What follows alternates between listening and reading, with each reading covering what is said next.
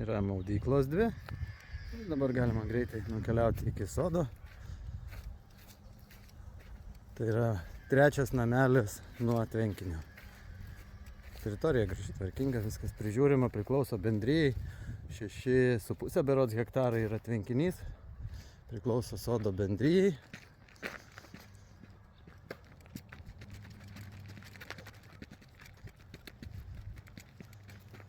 O štai ir mūsų namelis. Čia minimalus atstumas nuo prūdo.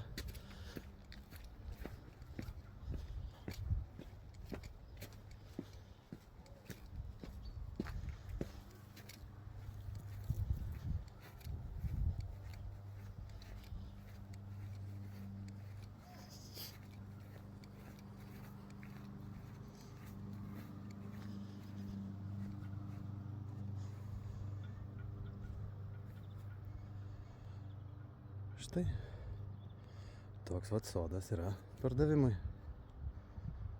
Ką, majukai? Krosnelę turim. Einam padėti. Šaldytuvas, dujinė viryklė.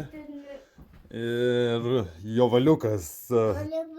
Tvarkos nykštukai, netvarkos nykštukai buvo atėję, bet tuo išeis.